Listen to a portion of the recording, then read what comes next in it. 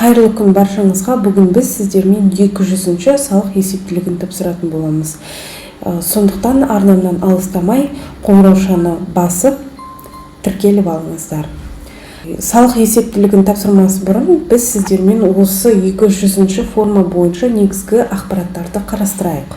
Бұл отчетта бізде розничный налог режимін қолданатын ИПТО-лар, общеустановленный режимді қолданатын ИПТО-лар және СНР для производителей сельхозпродукцияды қолданатын ИПТО-лар және фиксированный вычетті қолданатын ИПТО-лар тапсыруы қажет. Осы салық есептілігінің тапсыратын өзінің белгілі бір уақыты бар. Бұл 200-ші форма бізде әрбір квартал сайын тапсырылады. Біз январь, февраль, март осы 3 ай үшін, яғни бірінші квартал бойынша 15 майға дейін тапсыруымыз қажет. Одан кейін бізде апрель, май, июнь осы 3 ай үшін, яғни екінші квартал бойынша 15 августтен кешіктірмеуіміз қажет. Июль, август, сентябрь, яғни 3-ші квартал бойынша 15 ноябрьден кешіктірмеуіміз қажет екен. Және 4-ші квартал ол бізде октябрь, ноябрь, декабрь айлары үшін 15 февральдан кешіктірмеуіміз қажетінде міндетті түрде тапсырып отыруымыз қажет. Бұл салық есептілігін міндетті түрде кабинет налогоплательщикадан тапсыратын боламыз. Кабинет КГД.gov.kz сайтынан. Басты беттегі войти по ЭЦП батырмасын басып, өзіміздің қажетті ЭЦП-мізді таңдап, паролімізді жазамыз.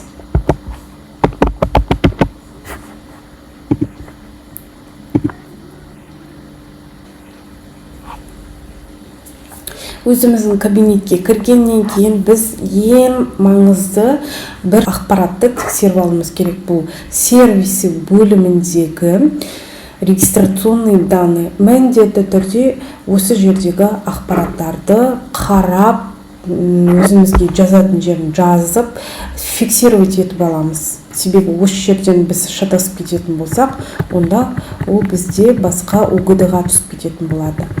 Мысалы, біз 9-шы бөлімдегі біздің ИП-міз қай ОГД-ға тіркелген, біз место жительства бойынша, яғни пропискамыз қай ОГД-да, ИП-міз болмаса туымыз қай ОГД-да тіркелгендігін осы 9-шы бөлімде қарайтын боламыз. Яғни бізде ИП-мізда пропискамызда Ақтау қаласы бойынша ОГД-да тіркелген. Осы жерді қарап аламыз. Содан кейін формы налоговой отчетности бөліміндегі настройка списка формға басамыз. Біз қазір 2024 жылдың 3-ші кварталы бойынша 200-ші форманы тапсырайын деп жатырмыз. Так, на жерге біз 3-ші квартал дейміз. Біз бүгін тапсыратын отчетымыз ешқандай доходы жоқ, жұмысшысы жоқ, нөлдік отчет болып саналады. Егер сіздер бірінші рет 200-ші форманы тапсырып жатқан болсаңыздар, первоначальныйды белгілейсіздер. Егер сіз уже екінші рет, үшінші рет тапсырып жатқан болатын болсаңыз, очередная деп белгілейсіздер. Егер де ол сіздер первоначальный болмаса очередной отчетты жөндейтін болсаңыздар, онда дополнительный деп тапсырасыздар.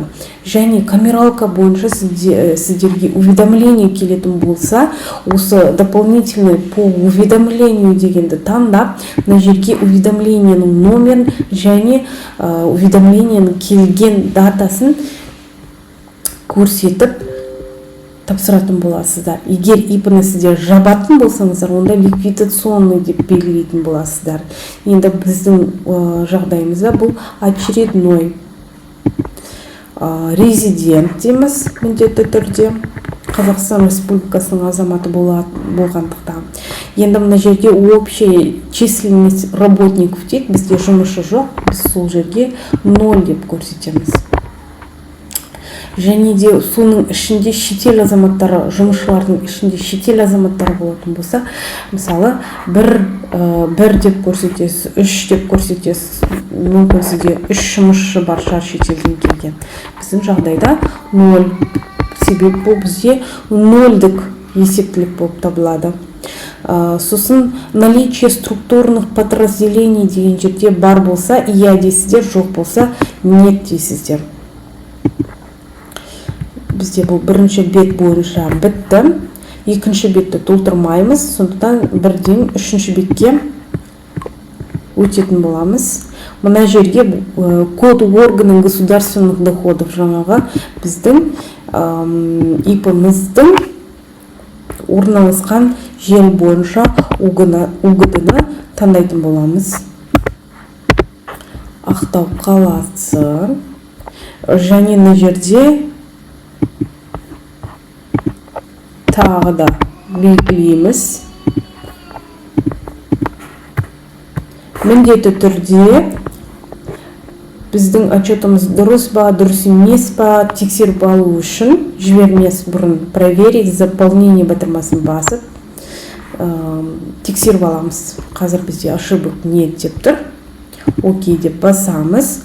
Енді бұл дұрыс болғандықтан мен бірден УГД-ға жаңағы біздің налоговыйға жіберетін боламын. Ол үшін отправить в УГД батырмасын басып окей деп, мына жерде ЭЦП-ны таңдап, парольді жазып окей выбрать деп басып налоговыйға жіберемін. Сонымен біз бүгін сіздермен 0-дік 200-ші форманы қалай тапсыратынымызды үйрендік. Менің видеом пайдалы болған болса, лайк басып, комментарий жазып кетіңіз.